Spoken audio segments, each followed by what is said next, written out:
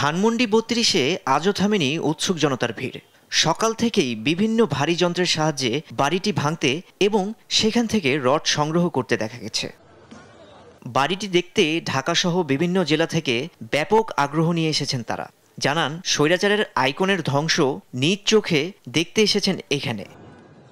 ধানমন্ডি ৩২-এর বাড়ির ধ্বংসস্তূপ দেখতে এসে জুলাই গণ অভ্যুত্থানের শহীদ এক বাবা এখানে হাসপাতাল নির্মাণের দাবি জানান। আমি একজন শহীদের বাবা হিসেবে আমার আজকে এখানে এসে আমাকে সারা পৃথিবী দিলে আমার সন্তান আমি পাবো না, কিন্তু আমার মনে একটু কষ্ট হলো, আমি আজকে একটু হলে আমার কষ্ট দূর হচ্ছে।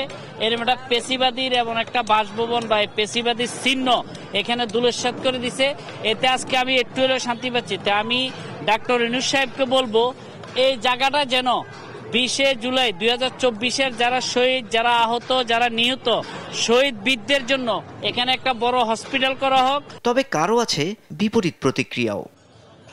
এর আগে গেল বুধবার রাতে ভারতে পালিয়ে যাওয়া সাবেক প্রধানমন্ত্রী শেখ হাসিনার ভাষণ প্রচারকে কেন্দ্র করে বিক্ষুব্ধ ছাত্র জনতা ধানমন্ডি ৩২ নম্বরের বাড়িতে অগ্নিসংযোগ করে গুড়িয়ে দেন। সেই সঙ্গে আগুন দেয়া হয় শেখ হাসিনার বাড়ি সুধা সদনেও। মাহির সাজিদ, দেশ টিভি, ঢাকা।